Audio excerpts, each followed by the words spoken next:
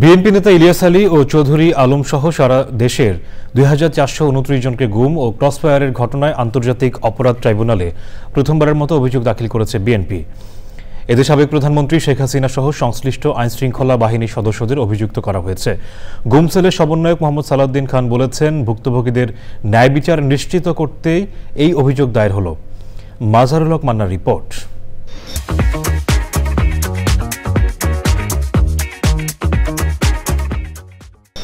বিএনপির মহাসচিব মির্জা ফখরুল ইসলাম আলমগীরের সই করা ২৪৫ পৃষ্ঠার অভিযোগ ট্রাইব্যুনালের প্রসিকিউশন শাখায় দাখিল করেন দলটির মামলা তথ্য সংগ্রহ সেলের সমন্বয়ক।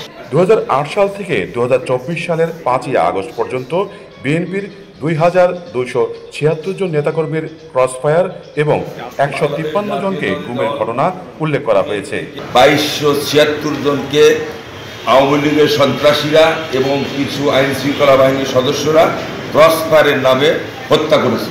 কারা ক্রসফায়ারের শিকার হয়েছে, কারা গুমের শিকার হয়েছে, কয়েকজনের নাম নুরুজ্জামান রনি আছে, আমাদের শাহজাহান সাহেব আছে, যুবদল নেতা কায়ুম আছে, তারপরে আপনার শরীফ আছে, তরিকুল ইসলাম আছে, এরকম আমজাদ হোসেন আছে। ইলিয়াস আলীর নাম কি আছে? ইলিয়াস আলী গুমের মধ্যে আছেন। আমাদের স্থায়ী কমিটির সদস্য, যিনি আমাদের ৮ বছর দীর্ঘদিন আগে অপহরণ করে ভারতে ফেলে রেখেছিলেন, সালাউদ্দিন আহমেদ সাহেব আছেন। যারা গুম করেছে এদের আসামি এবং যারা ক্রসফায়ার দিয়েছে আমরা আসামি চিহ্নিত করেছি এভাবে যে সংশ্লিষ্ট থানায় যিনি দায়িত্বরত পুলিশ অফিসার ছিলেন, ওখানে যে পুলিশ সুপার ছিলেন এবং ওই টিমে যারা ছিলেন। কার কার বিরুদ্ধে অভিযোগ আনা হয়েছে সে বিষয়ে কথা বলেন তারা। আচ্ছা, কার বিরুদ্ধে অভিযোগ এনেছেন আপনারা? আমরা সুনির্দিষ্ট অভিযোগ প্রধানমন্ত্রী সহ সংশ্লিষ্ট যারা আইন শৃঙ্খলা জড়িত আছে তাদের সহ এবং আওয়ামী লীগের যারা সন্ত্রাসী তাদের আসামির সংখ্যাটা আমরা অজানা রেখেছি। এটার আমরা তদন্ত সাপেক্ষে এটা বের হয়ে আসবে যে আমরা কতজন ওই ঘটনার সাথে জড়িত ছিল।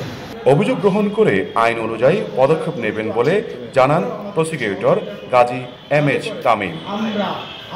Mazharul Haque Manna, Channel I, Dhaka.